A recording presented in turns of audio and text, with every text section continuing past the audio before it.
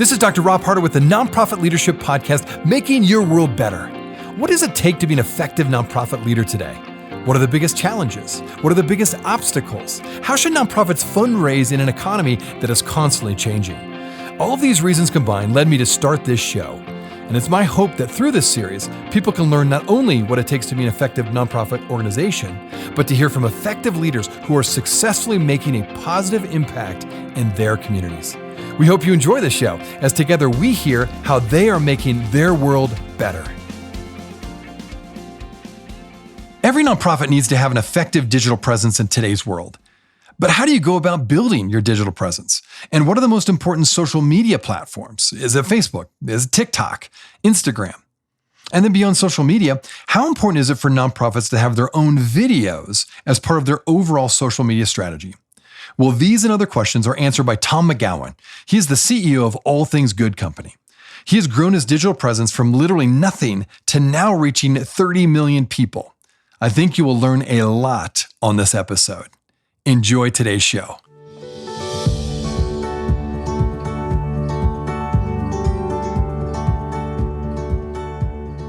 Well, Tom, it's so good to have you on the show today. You are the CEO of All Things Good Company. Tell us a bit about why you started the company and what is it all about? What's your primary mission? Yeah, so I first started All Things Good a few years ago in college. I've always been entrepreneur minded, and I wanted to find an industry that I could build a business in. And I came across the media industry, and it just seemed pretty dull and negative, and only politics being, shoved down your throat. And I was like searching the industry for some good news, and I was like, I can't find any. And that's when I was like, there needs to be a good news company in the media industry, because it just seemed like humanity on the news. Like, if you had never interacted with a human before and you'd only watched the news, you'd think humans are terrible. But, I think there needed to be a company that showed the good side of humanity, that we all do help each other. We build each other up. We do good deeds, and, that's what we're aiming to do. And I think it's good to have good news companies in the industry. So it's not just negativity and all that being portrayed. Oh, I couldn't agree more.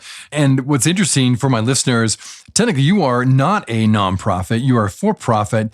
However, you work with nonprofits quite a bit. In fact, one of your goals is to really help elevate nonprofits so that they can have a better voice on social media and through video and other things. So maybe talk about that. Like, why is it so important for you as a company to support the nonprofit sector? And then give us a couple examples of who you work with and what you've done so far. Yeah, I mentioned to you, off air that in July we reached about 30 million people. So we have lots of brand awareness, a lot of people who follow us, and not a lot of nonprofits get that type of exposure. So my goal was to, partner with some nonprofits, kind of get their word out more, and, help them build their nonprofit. Because, it can be hard, as building a nonprofit when you have no funding, no people even knowing what you're doing. So, I've partnered with a couple nonprofits to have video series with them, podcasts with them. And, that way they can, it helps us because they create content for us, but it also helps them because we get to share their content on our page and our media company to then help them get more followers, which then results in, them getting more funding and more exposure. I love your heart to help nonprofits, and a couple of examples there. Now, I got to say this, 30 million, your reach is 30 million. That's incredible. I think all nonprofits would love that kind of reach. How did you get to 30 million? Like, what were the steps along the way that helped you have such a large platform? Yeah, so, it was definitely, a labor of love in terms of, the first 10,000 followers I got was probably the hardest thing ever. But, I was working like a madman to first build the digital brand. I was following lots of media companies' followers, hoping that those followers would at least take a look at my page. Because, I knew if they looked at All Things Good, they would want to follow and consume our content. It's just a matter of getting those eyeballs. So, I did everything at the beginning in terms of what they call like guerrilla marketing, where guerrilla marketing is like when you don't have a budget, but you just got to do everything possible to find ways to reach people. So, I was commenting on media companies' posts. I was following media companies' followers. I was, just doing anything thing you can to put yourself in front of those people. And, I think, especially with nonprofits, the hardest part with a nonprofit is just getting the eyeballs. It's not the content itself, because, I think a lot of nonprofits, if people saw what they're doing, they would be on board and say, oh, I want to follow and help that nonprofit out. So in the beginning, just try and do anything possible, whether it's joining Facebook groups, following same demographic and target market as so if you're a food nonprofit, maybe go check out all the other food nonprofits out there in the world, maybe even collaborate with them or follow their followers, trying, because clearly their followers are interested in that sort of topic. So, just find kind of what your audience is and just target them through, social media, and just put out good content so they can, relate and know what you're doing. Now, maybe you could talk a bit. I think I told you offline that, a lot of my listeners, the vast majority of them are nonprofit leaders or somehow involved in the nonprofit sector, perhaps board members, perhaps volunteers, or just staff members of a nonprofit organization. Social media and getting your story out there, video, anything along the lines of media, telling the story of your organization, so critical today, right? And you've obviously done that really well with your company. Maybe go into a little bit more of the nuts and bolts of what would you recommend and how would you encourage my listeners who are trying to build their social media base? What are some of the most important things they can do? I mean, to the granular level, even of do we start with Facebook or Twitter if they're just beginning with this whole social media world? Give us a little bit of kind of a tutorial, if you will, of how they can really grow their presence and tell their story better because of social media. Yeah, so I think, social media is, a great tool for anyone to get out, awareness of their brand or nonprofit. I'd recommend being on every platform in terms of Instagram, Facebook, TikTok, Twitter, YouTube. Kind of have fun with it in terms of not just show people what your nonprofit is about, but maybe, for All Things Good, I like to try and be people-based in terms of show them, people who are doing the interview, try and maybe for the nonprofit, show them the people working in the nonprofit. Maybe give them that human to human connection. Oh, I loved what Johnny was doing at that nonprofit. I'm a big fan of that nonprofit now. But in terms of building the digital brand, yeah, just connect with the people more. If someone comments on your Instagram post, comment back, say, oh, thank you for that perspective. Just engage with your audience. I think your audience will really appreciate it when you're interacting with them, and that it's not just a nonprofit looking for their money. It's more so a nonprofit that wants to connect with its audience and help build something together. We'll be right back.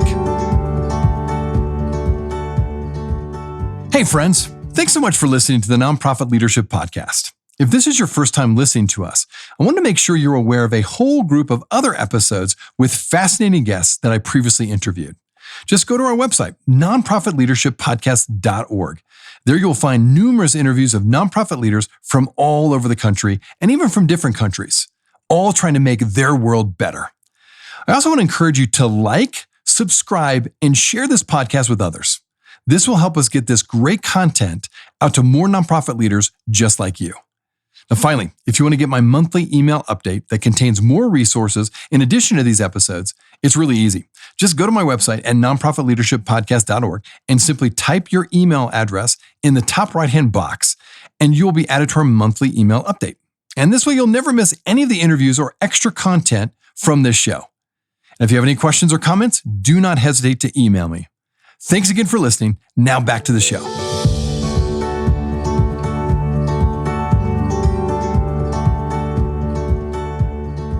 Well, let's shift a little bit away from social media into video, because I know that's something also, though, that you do. Here's always a dilemma for nonprofit leaders. A lot of organizations, they don't have a budget to hire a full-time or even a part-time video person for that matter. What advice would you have for nonprofits of the importance of video on the one hand, and two, say they don't have much money, how would they go about utilizing video effectively so that they can, put that into their social media and use it for other purposes on their website? What's your advice on video? Not having a budget can be, very difficult. I know the struggles of that. When I first started All Things Good, I had no budget, I had no money. But in terms of creating, I would just create videos myself, showing what the brand was about. I think a lot of people, when it comes to budget and video, they think that it has to be this Netflix quality film video. When reality, that's not the case. I think a lot of people appreciate authenticity and the amateur part of the video, in terms of maybe you have an event that you're hosting with your nonprofit. Just take a camera and, video everything, and or maybe go live on Instagram, show what you guys are actively doing live at that event. I think there's plenty of ways that you can show what you're doing through video without a budget. And I mentioned to you before, like, say you're on YouTube and you have a long video, it's like 20 minutes, but you also want the same video on TikTok. It would be good to have the YouTube video, you can cut it up into pieces, because TikTok is under a minute. So cut that, maybe the best part of that long video, put it on TikTok, and boom, you have great video content, but it's different. So it gives people a reason to follow YouTube and TikTok. It's not just I'm following YouTube and TikTok and it's the same thing every time. So why would I follow, So maybe try and differentiate the video in that way and show people different sides of the video through, cutting it, formatting it, things like that. Very good advice on that. Okay, now this is getting very granular, but again, I think my listeners this is helpful when they get to real practical advice. When it comes to video platforms, do you recommend nonprofits having their own YouTube account or possibly a Vimeo? So what's kind of your thought of YouTube versus Vimeo? Or just in general with video, should people, particularly if they're new or they're just trying to grow their social media presence, should they just stick with Instagram, TikTok, and Facebook versus branching out into YouTube, or maybe all of it? So maybe talk to that a little bit. Yeah, that's a good question that I think a lot of people, wonder about these days, is where they should be, where they shouldn't be. My thing is, be anywhere you can. I have YouTube, I have TikTok, I have Facebook, I have Instagram. I think it's important to be on all those platforms because there's such a different demographic on each platform. TikTok, you're going to have a lot more of a younger audience, whereas YouTube is probably more, people who grew up with YouTube, which was years ago. And, it's important to be able to tackle each audience when you can. If you're only on Facebook, if you're only on Facebook, you might only reach, a certain older demographic, but, you want to reach younger audiences too, as they grow up and they become more familiar with your brand. So my recommendation would be, be as many places as you can. Don't worry about the view or whatever. If you're getting more Facebook likes than you are TikTok likes, don't just give up on TikTok. You got to make sure that you're kind of building your brand through all platforms. So, all audiences can see you. That's a really good point. I've seen a lot of people do that now more and more. You're right. It's you can be creative with it and then actually use it for more than one purpose. And I think but you've already, say if it's a video, you've already got the video down, but you just carve it up, so to speak, and edit it for different purposes. So I love that's a really good idea. Very practical and a time-saving and money-saving process. Kind of along those same lines, Facebook has moved to more of a pay-for-play philosophy right now. And when it comes to really getting the advertisement out there, they've been a little more stringent on how you advertise on Facebook. So my question would be like, if when it comes to say a nonprofit has a really good video or a really important event that they want to make sure they get to as wide an audience as possible, do you believe that these nonprofits have to kind of pay to play? Do they have to boost their Facebook posts? Do they need to put a little bit of money into advertising? Do you think it's worth it? Or is there other ways that they can get the word out about their event and or their video? Yeah, that's a good question. I think if you have the budget, you should definitely invest in Facebook or YouTube ads. Those are proven to be the two biggest players in terms of the return you're going to get. YouTube ads, Gary Vee speaks to it a lot, and Facebook ads, those are really what's going to get your nonprofit out there. But, as we say before, not everyone has a budget that they can, just shell out money to get in front of people. So my advice in terms of that, and it's what I did when I first started All Things Good, is, something on Facebook, I would just join so many, Facebook groups, whether it was media company groups, podcast groups, whatever it may be. And I was just posting about All Things Good in there. And eventually, likes went up and people, could see what I was doing. So maybe for nonprofit, if you have a food nonprofit, like we've said before, join food groups, join a bunch of food groups. I mean, there's the worst thing that can happen is people just don't like your page or want to join what you're doing, and who cares? That's fine. But, it's important to at least try and put your brand out there. People won't just stumble upon it. You have to put your brand anywhere you can. So Facebook groups, advertising, whatever it may be, commenting on maybe bigger nonprofits posts, commenting on them as your nonprofit. And then, something as simple as a comment. People could be looking through the comments and be like, oh, what's that nonprofit? And then they'll check you out, and then boom, you have a follower. So I would say just, consistency and really just putting in a lot of effort and finding different unique ways to be out there. That's a really good idea. We've done that a little bit with my nonprofit, and you're right. It's free. Number one, it just takes, maybe you have to sign up for the group or get an invitation or something, but they tend to be very large and a great way to spread the word easily within your network. I think that's a great idea. So I've learned that you are followed by some fairly famous people, Kaylee Cuoco and Courtney Cox being two of them. So I'm curious now, how did that come about? And then how has that helped you spread the word about your company?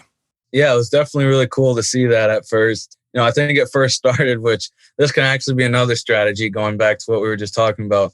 But originally, and this is kind of just me doing some crazy research, but when I was first building All Things Good, this was not first building it, but last year, I was like, how can I get more people to see my brand?